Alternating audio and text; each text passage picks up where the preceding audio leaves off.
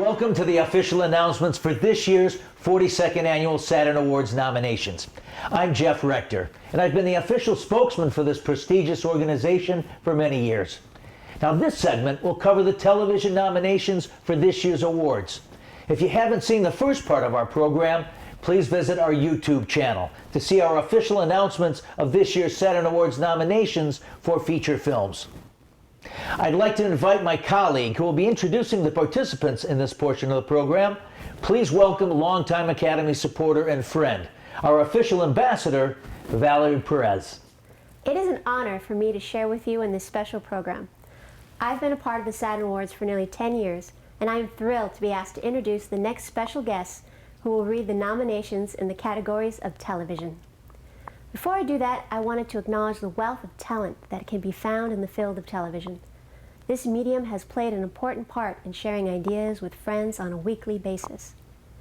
We sit on the edge of our sofas, living vicariously through the life and death struggles of our favorite heroes and heroines.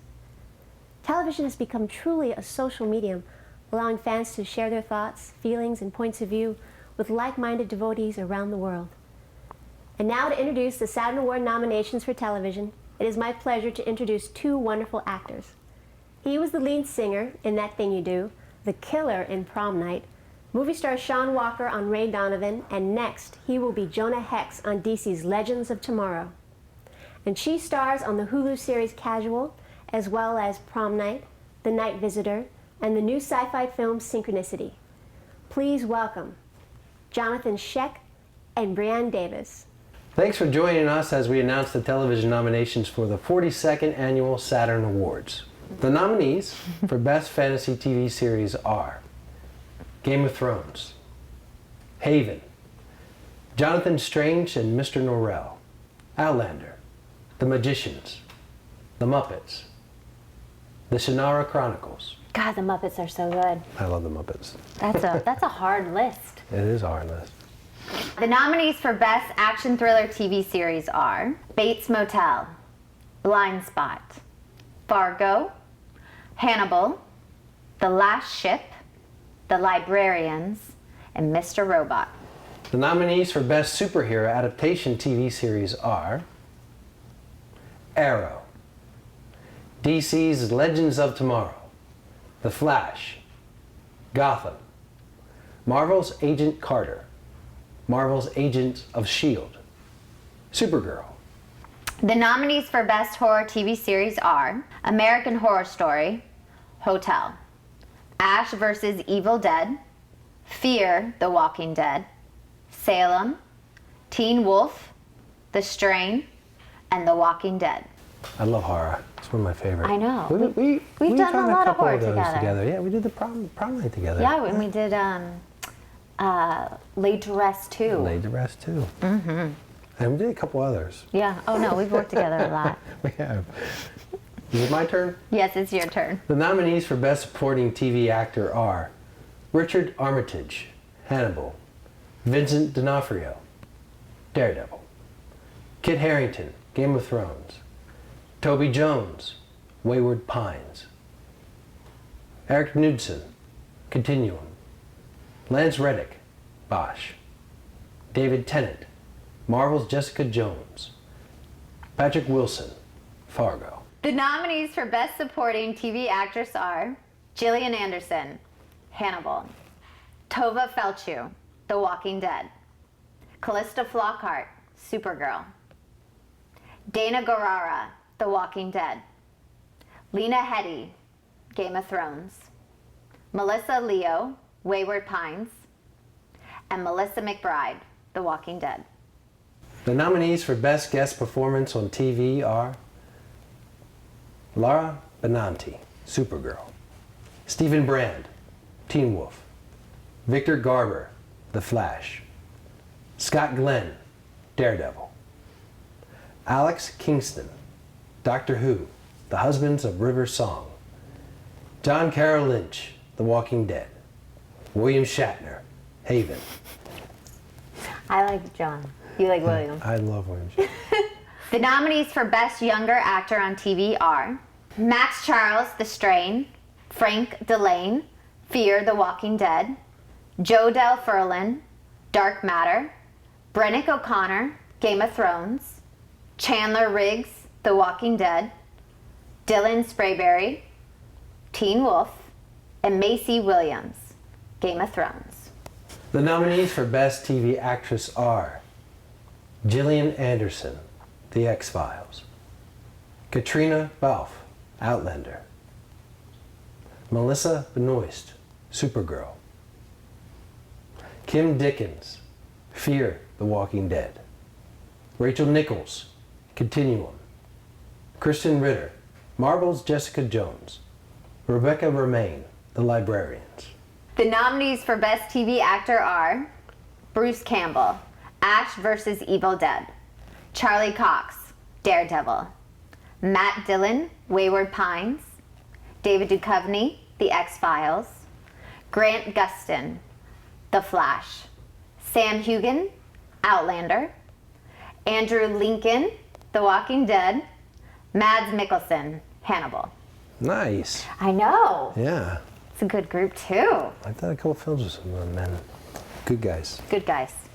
The nominees for Best Science Fiction TV Series are The 100, Colony, Continuum, Doctor Who, The Expanse, Wayward Pines, The X-Files. And last but not least, the Saturn Awards are introducing a special new category, Best New Media Television Series.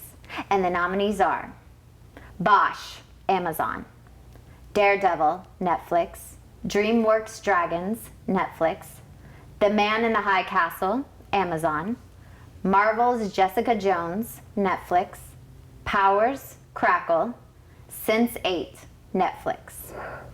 Sense8 is good. Good job. High five. Thank you, Jonathan and Brianne.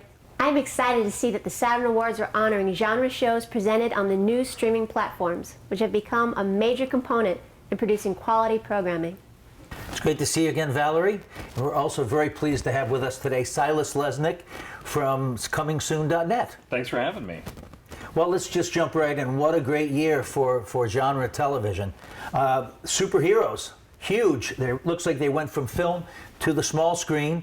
You've for DC and Marvel, Agents of S.H.I.E.L.D., Agent Carter, The Flash, Gotham. It's just fantastic. And it's great to see them. Every show is sort of approaching it in a different way. And DC is building like a film universe on television. Marvel is continuing their big screen universe. Right. It's a really cool time to be a superhero fan. I'm excited to see that a lot of Marvel TV seem to be connecting the dots, not just with TV and film, but just the films in particular.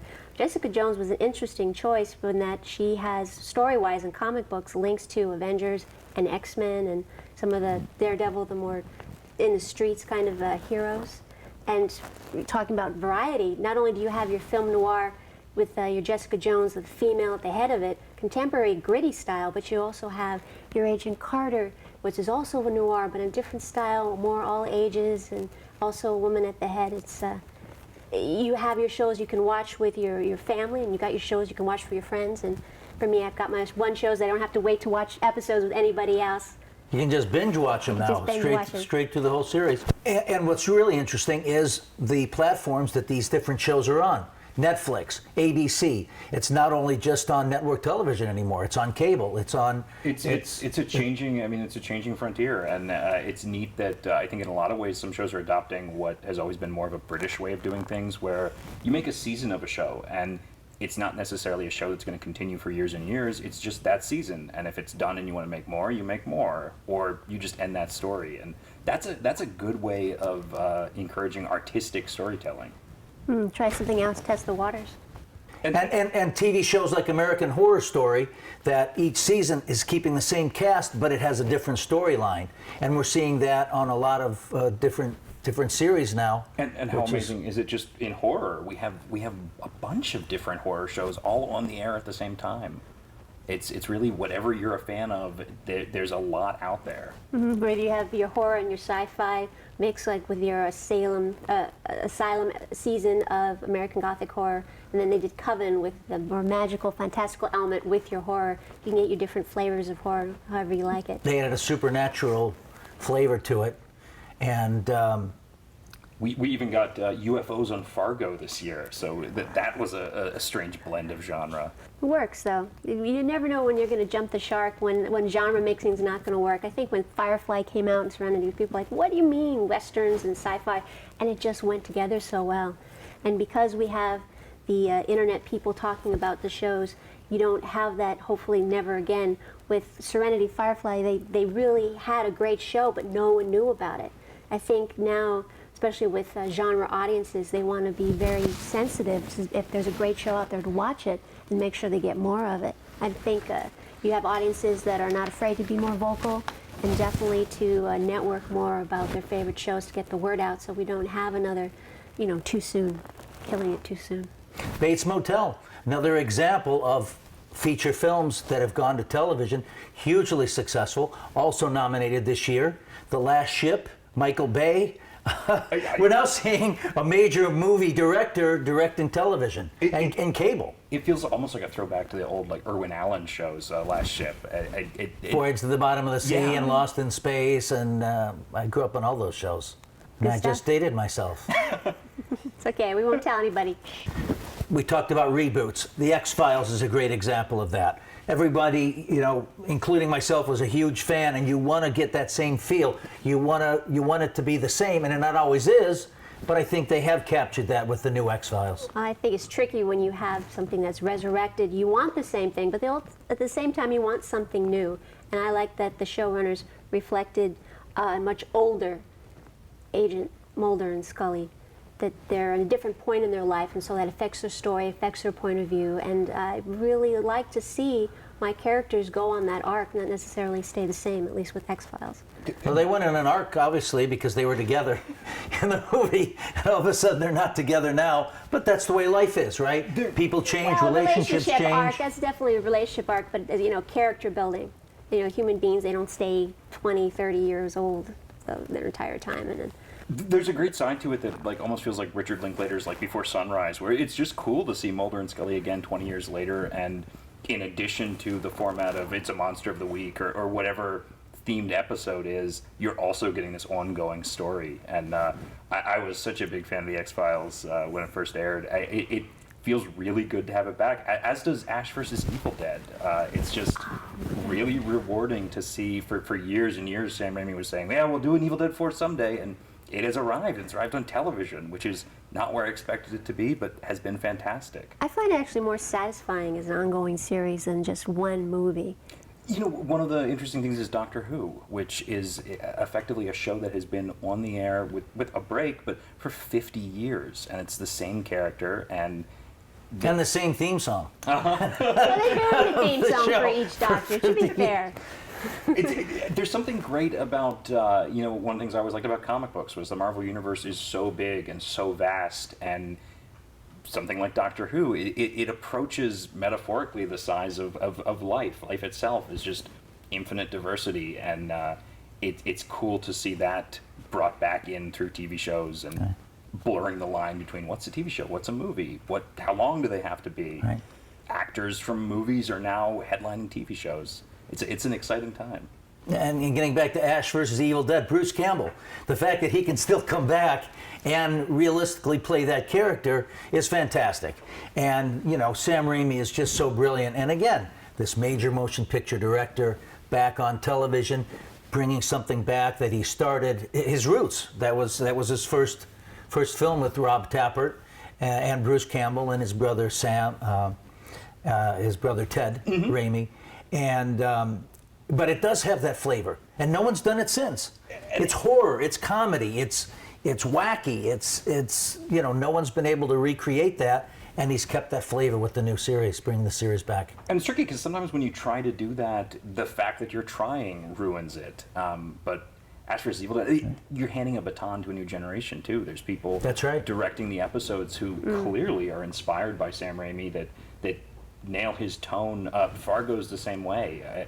Noah Hawley's a name that emerged this year. He's a showrunner on Fargo as I think a guy to keep your eye on, who just has a real auteur television sense. I'm very interested in whatever he does next. Well, that's another great example of a movie to TV, you know, it's an iconic movie, Fargo. It's like, how can they do that on television? But they did. They captured the flavor. The Coen brothers were executive producers, but they weren't really hands-on. But like you say, the showrunner and these new writers, they captured the flavor of it, that quirkiness, and it works, and it's brilliant, and it's nominated. Yeah, and that's one of the things that's sort of cool about the Saturn Awards is just the blends of categories, is that you can have a show like The Walking Dead nominated and a show like Fargo nominated in various categories. It really pulls in the breadth of genre fandom.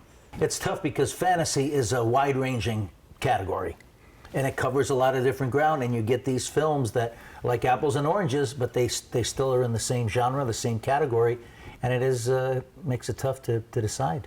I've been a fan of one of the actresses that is nominated for Best Guest Performance, who plays a River Song, who I've always described as a kind of female Gina Torres, because she's so tough and beautiful and has this power that, you know, kind of comes from her sex appeal that not enough people know about her, and hopefully we see her do more than, well, the Doctor Who. Gladly, happily, more shows from BBC are coming to American audiences. Mainstream. I was really excited when I thought I'd be the only one to be watching Downton Abbey, and surprisingly I could just turn to a coffee shop and everyone's talking about it. I feel like Doctor Who in particular is so weird for me because when I was a kid, like I was a big Star Trek fan. I had friends that liked Star Trek, but Doctor Who was like the nerdy thing that like even people like Star Trek thought it was nerdy. Nerdier than Star Trek. And now it's like you walk into Toys R Us and they sell Doctor Who action figures. It's very strange that it's been so embraced by the world. There's a big gulf in Doctor Who fandoms between the classic series and the new series. It reminds me very much again of Trek, or Star Trek, where you see the original series kind of versus the new generation kids, and how much, but at least with Star Trek, they both know each other. There's very few people that go back and see some of the older stuff. I hope they can re-release some of the original Doctor Who's, maybe be honored with in our DVD category, because some of the shows were lost, and all they have are stills.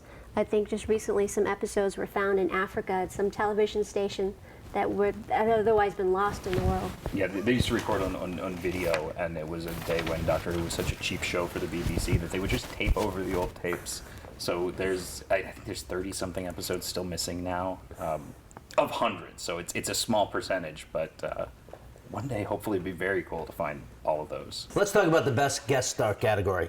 William Shatner for Haven. So great to see Bill back in Saturn nomination. He was, of course, one of our live television broadcasts back in the day. Scott Glenn on Daredevil, William Garber on The Flash. These fantastic actors, even though they're guest stars, they come into these shows and they really, help bring them to a new level. And we see characters from the big screen, from the Marvel Cinematic Universe. Howard Stark, Dominic Cooper has been on Agent Carter. He's going to do Preacher soon. It's a changing landscape. It's exciting, and it really brings a new level to the television shows. It seems like television is set to make as much, if not more, than feature films. So much money and quality writing just amps it up to be bigger than life. I mean, when Game of Thrones was played in theaters right after the last season, I enjoyed that more than half the movies that year. Well, I was talking about that a little bit earlier, about fans having to choose, voters having to pick between their favorite shows and their favorite shows spin-offs and prequels, like you see with Walking Dead and The Fear of Walking Dead, both up for the same category. And you also get That's a little crazy, bit a spin-off up against the original series. Oh, prequel, yes. I think Walking we're getting that with the comic book categories too. Is just because there's that line of DC and Marvel. There's Marvel shows that, and as far as new media goes, Daredevil's going to be up against Jessica Jones. Mm-hmm.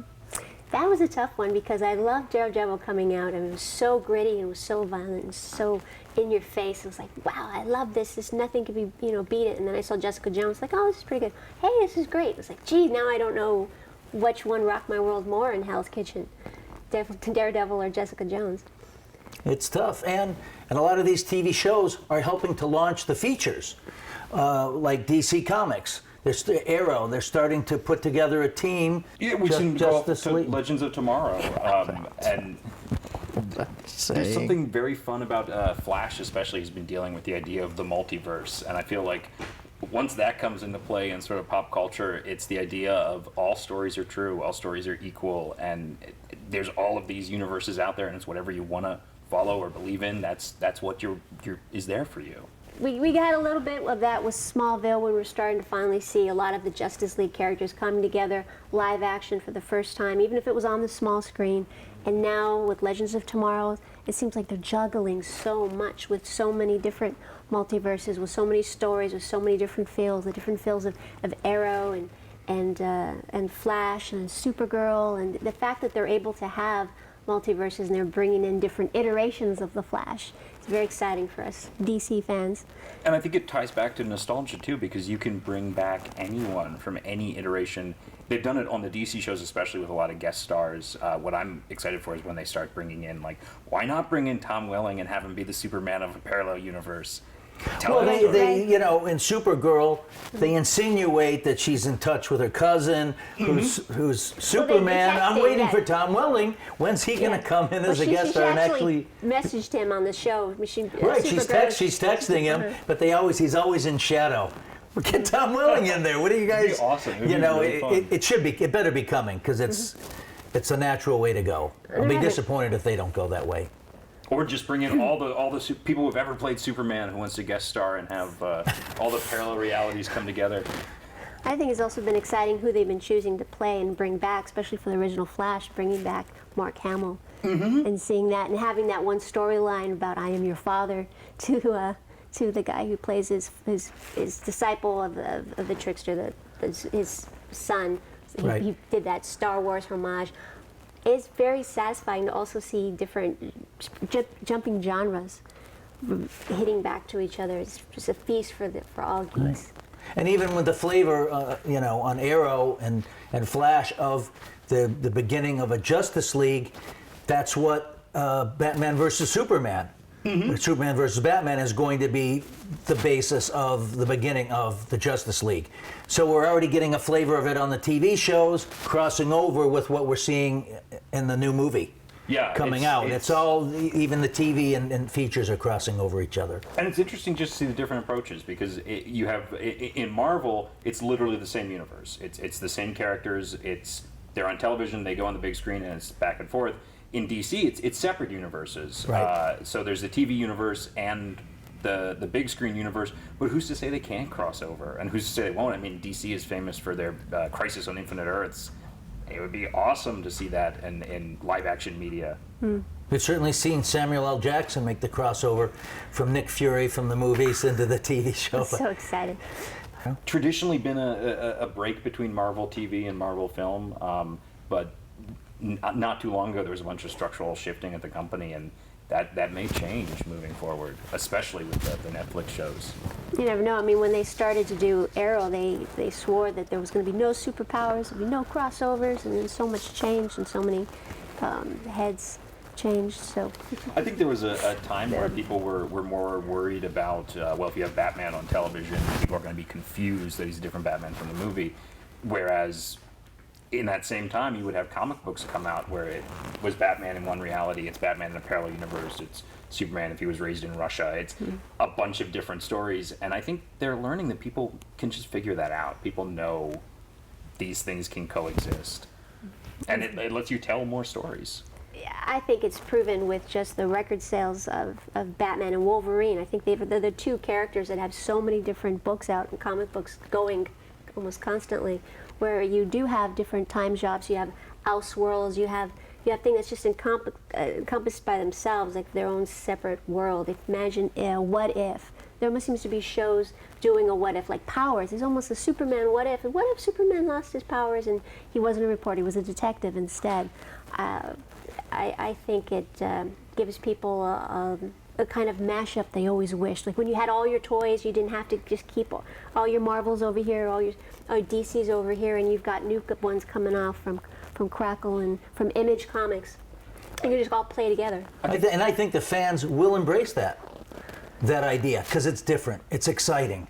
It's not what they expected. They go, wow, I didn't expect them to go there, and you go, wow. And maybe it touches a whole new group of fans that weren't necessarily into one show or the other, but when they see it mashed up, they go, wow, I'm really into that. It also becomes a storytelling shorthand because you're dealing with these pop culture characters that are these archetypes, and as people know quintessentially what is Superman, you can start telling stories where you don't need to explain where he came from or who he is. Everyone just knows that because he's part of pop culture, and you can use that as a jumping off point to tell a much more interesting story.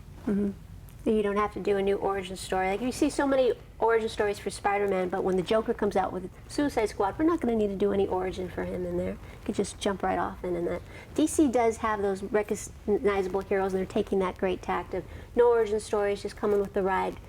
Very recognizable characters, and I'm liking that with Legends of Tomorrow, with Suicide Squad, you're mixing the heroes with the bad guys for kind of a common purpose. You don't quite get that in Marvel. I'm very curious to see how Suicide Squad's going to be reviewed, and because it is that dark and light mixed together, which we don't normally see.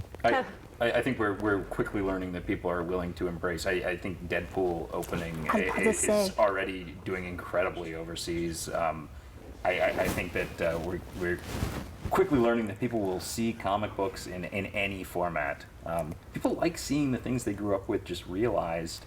And I think it ties back to the nostalgia of just, same thing with X-Files, just knowing that these characters are there and they're out there and anything can return at any time is a nice thing to take away from fiction. You're bringing back the cigarette smoking man and some of the other characters you kind of forget about because you just seem to remember Mulder and Scully, and you go, wow, there were these other great characters, and when they start popping up, it's like a comfort food. It's like oh yeah, that guy and that character, and you go, wow, I forgot how cool they were, and here they are again. And they've been doing it behind the scenes on X-Files really well. They've been bringing in some of the best directors from the original run of the series to giving them their episode and just saying, tell whatever story you want, and they've come together really well so far. I almost feel like they've probably been working on it in the back of their mind, kind of ruminating. If I did more X-Files, what would I do? It was probably something that stayed with us. X-Files kind of stays with you. It's one of those ones that, what we were saying earlier, there wasn't much else like it at the time. And Gillian Anderson was a great role model for me. Growing up, her Scully character, and now you don't have as many. I think it's one of the reasons why Wonder Woman was such a big one for so many girls, because there wasn't quite as much out there at the time that was so endearing and has endured. And as we all know, the truth is still out there. Well, we talked briefly before about the different platforms of these shows: cable, internet, Netflix, now Daredevil. We're seeing these shows on the internet, web series, very popular. It's one of those things where I watch a tremendous amount of TV, and I haven't had a television that plays television in years. I consume television shows through Hulu, through Netflix, through Amazon. I use Google Play a lot and just buy things piecemeal, sort of like I used to do with comic books. And I think that the format is really cool in that a lot of creators are able to come to Netflix or come to Hulu and say, here's something I want to make. It's going to cost this much amount of money. We have this much interest in it. And it doesn't always work, but it feels like the tendency is that it does, that people really want to embrace these one-off things. And if they're successful, you can come back and do another one. Fargo season 1 and 2 are virtually unrelated, and yet they are sort of touch on similar themes, they touch on similar tones. We talked about Hannibal. Hannibal is over for now, but you could do a 4th season 5 years from now, and it ended in such a way that it's very easy to pick up, and I think that's one of the really great benefits of this new form for media. And what's happening, which we've never seen before, is networks coming in and picking up shows from the internet. Web series that are now going to television or cable.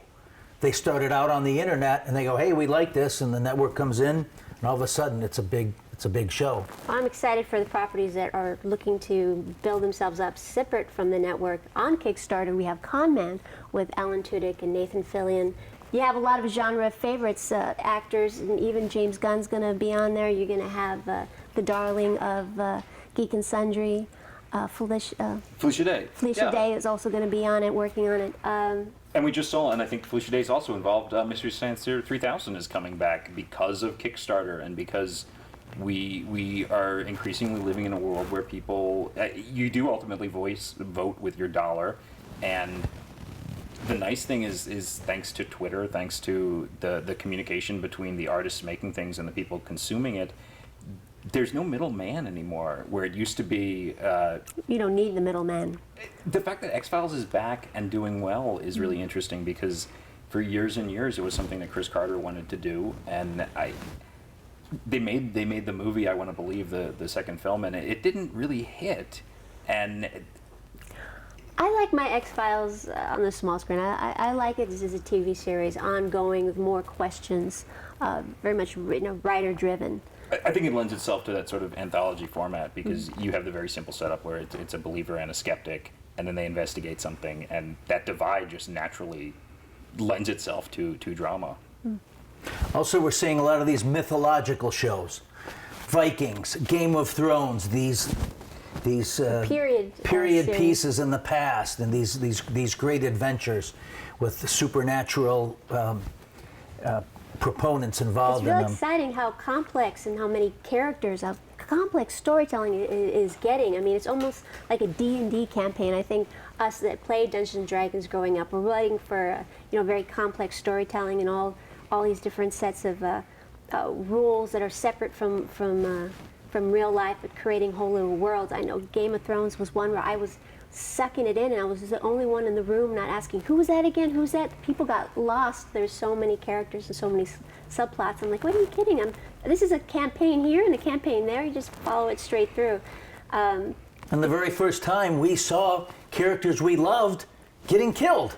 It was like, what? Don't love him too much, or he'll be the one to be killed next. And it's unheard of. You're right. Killing off the heroes, killing off the major characters, but that kept it real. It kept it interesting. It kept it exciting, because you're going, who's going to be next? Where is this going to go? And it's really moved the stories and the plot lines all over the place, which really keeps it alive, keeps it exciting, and helps make it one of the best shows on the air. And I think it's cool to see that sort of ripple effect in social media too. Is if a character dies, right? When Game of Thrones is on, you have to not be on Twitter if it's already airing on the East Coast. A lot of great shows. Hardly any bad choices. I mean, I can see awards given to most people in the nominations in each category. I'm excited that the categories are continuing to change and be added on. Last year it was new best comic book adaptation to film. Now we've got the new category of new streaming media.